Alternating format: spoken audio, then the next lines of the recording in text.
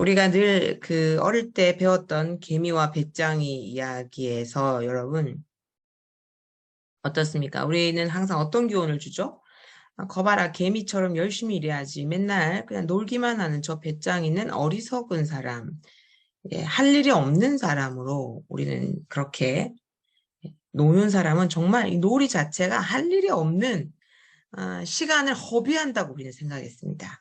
그런데 정말 그럴까요? 잘 노는 것이 할 일이 없는 사람이 하는 것이고, 아이와 놀아주는 부모는 할 일이 없어서, 정말 그냥 할 일이 없기 때문에 놀아주는 걸까요? 우리 아이들에게 놀이는 결코, 가치 없는 것이 아닙니다. 그래서 잘 논다는 것이 어떤 의미이고, 특별히 우리 기독 가정의 부모들이 우리의 자녀들과 잘 놀이를 해준다는 것이 어떤 가치가 있는지, 정말 무가치한 것인지, 왜 박미아 전도사님은 맨날 놀이, 놀이에만 이렇게 이야기를 할까? 그쵸? 왜 놀이에 이렇게 꽂혀서 제가 달려가고 있고, 의무적으로 막 뜨거운 사명감을 가지고 놀이를 이야기할까? 오늘 우리 집 성경 놀이터 지난 후기를 이렇게 적어주신 거를 이렇게 보면서 지금 10월, 11월, 12월 신청을 이제 받으면서 동시에 후기도 이제 남겨주시는데 어느 부모님께서 이제는 놀이하는 것이 자연스럽고 굉장히 쉽게 접근이 가능한 것 같아요 라고 말씀해 주셔서 그 한 줄에 굉장히 보람되고 힘을 얻었습니다. 놀이의 가치를 알지 못하면 놀이를 할 이유를 찾지 못합니다. 왜냐하면 바쁘거든요. 가르쳐야 될 거 많고요. 해야 될 거 많고요. 시간이 남아 돌지 않는데 왜 우리가 놀이를 해줘야 될까? 자, 우선 우리가 말씀을 한번 살펴봤으면 좋겠습니다. 저의 100마디 말보다요. 하나님의 말씀을 보면 왜 놀이를 해야 될까가 나옵니다. 정말 그럴까요? 신명기 6장 7절의 말씀 너무 잘하는 말씀입니다. 내 자녀에게 부지런히 가르치며 집에 앉았을 때든지 길을 갈 때든지 누워 있을 때든지 일어날 때든지 이 말씀을 강론할 것이며 가르치라. 리듬 있게 제가 강조 많이 했습니다. 의도적으로 정기적으로 우리 자녀에게 신앙을 전수해야 됩니다. 가르쳐라 라고 했습니다. 그런데 우리 많은 부모님들이 이 말씀만 집중적으로 알고 이 말씀이 이제 목표라고 생각하고 가르치는 것만 해요. 가르치는 것을 목표로 삼고 이것을 최고의 가치로 두는 거죠. 그렇기 때문에 가르칠 게 너무 많잖아요. 그래서 오늘도 자녀들에게 가르치고 자녀들은 늘 배워요. 그죠? 학교에서 배우고 학원에서 배우고 유치원에서 배우고 어린이집에서 배우고 집에 오면 또 성경을 우리 부모님들이 가르치고 또 우리 성품 교육도 받고 뭐도 가르치고 그런데 이 가르침만 있으면은 절대 안 됩니다, 여러분. 그 전에 우리 하나님께서 반드시 이 가르침이 있기 전에 무엇이 전제되어야 되는지 하나님께서 뭘 말씀하셨을까요? 한번 같이 읽어볼까요? 너는 마음을 다하고 뜻을 다하고 힘을 다하여 내 하나님 여호와를 사랑하라. 우리 하나님은 그의 자녀들을 어떻게 길렀습니까? 여러분, 우리가 자녀를 어떻게 기르는지 알고 싶으면 성경의 가장 완벽한 자녀 양육서가 성경입니다. 우리의 하나님이 그의 자기 자녀에 대해서 무엇을 강조하시는지 성경을 보세요. 오 박사님 유튜브를 보지 마시고 성경을 보십시오. 하나님이 그의 자녀를 어떻게 기르십니까? 가르침이 먼저입니까? 관계가 먼저입니까? 우리 하나님은 사랑을 먼저 말씀하십니다. 사랑해라. 가르치기 전에 나하고 사랑하자. 이런 것들을 배우기 전에 나랑 사랑하자. 그래서 이 자녀에게 가르치기 전에 먼저 하나님의 사랑을 이 부모님들에게 담아라고 말씀하십니다.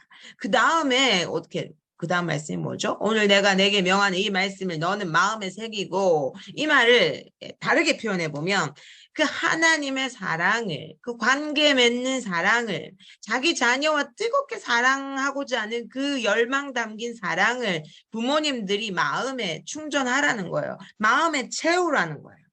그러고 나서 의도적으로 가정 예배를 드리고 놀이를 하고 그리고 성품을 가르치고 하라는 거예요. 무엇이 먼저 전제가 돼야 되는 거죠? 관계가 먼저입니다. 사랑이 먼저입니다. 관계 밖에, 사랑의 관계 밖에서 이루어지는 어떤 가르침도 이 자녀에게는 생명의 영향력을 줄 수 없습니다. 이 자녀의 영혼을 일으켜 세울 수 없습니다. 여러분이 자녀와의 관계가 먼저가 아니라 성경 놀이도 마치 가르침이 먼저라면은, 너 이렇게 하면 안 되지. 이렇게 해야 돼. 이 놀이에서는 이거를 배워야 되는 거야.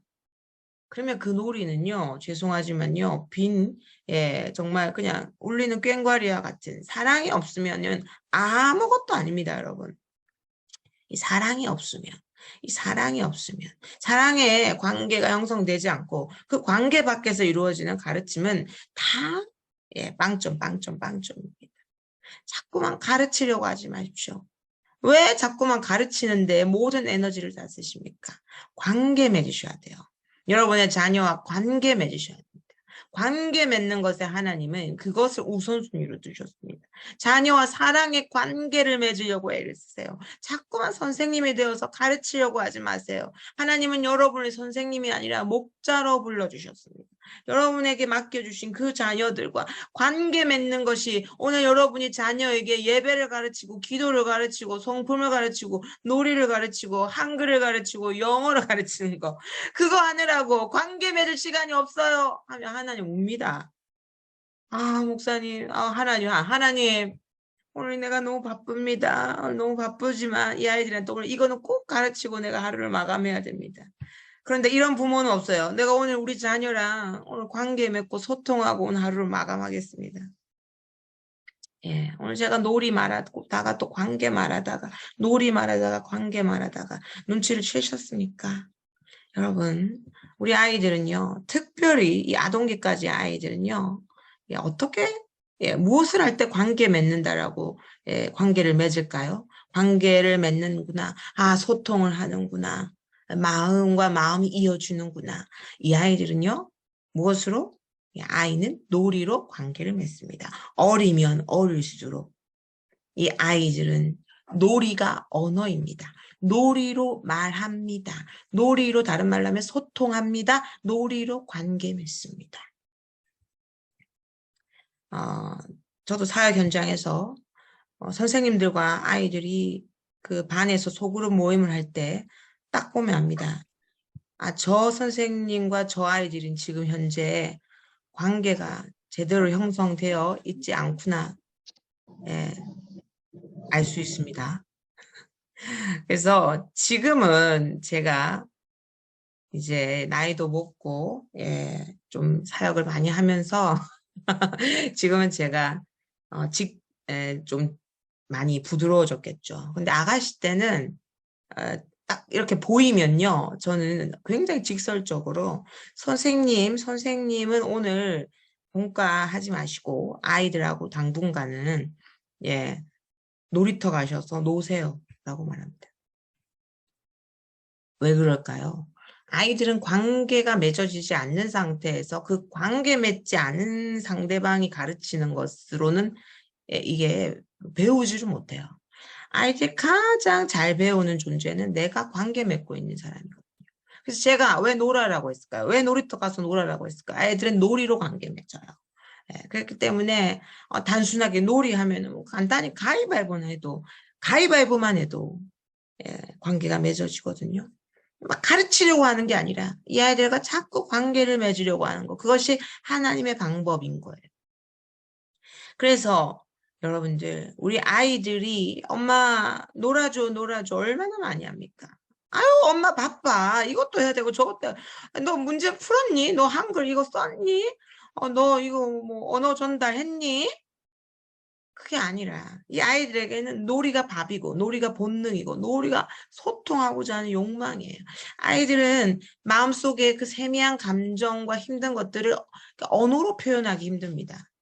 그렇기 때문에 놀이를 하면 그 속에서 자연스럽게 우리 아이들이 상대방과 소통을, 이 마음과 마음이 이어지거든요. 엄마, 놀아주세요. 엄마하고 소통하고 싶어요. 엄마, 나 마음이 좀 아파요. 내 마음 좀 봐주세요. 마음이 아야아야 해요. 그래서 놀아달라는 거예요. 자, 언어가 안 되는 친구들 언어치료 전문가를 만납니다. 마음이 아픈 친구들 놀이치료 전문가, 놀이치료 받으러요. 아주 거액의 돈을 들여서 갑니다. 왜요? 놀이가 정말 이 아이들이 언어이고 놀이로 사람과 사람이 관계 맺기 때문에 사회성의 발달에 문제가 오고 정서의 발달에 문제가 올 때 반드시 놀이 치료를 병행하는 것입니다. 이제 여러분 놀이의 가치를 아시겠습니까? 지금 제가 말하지 않아도요.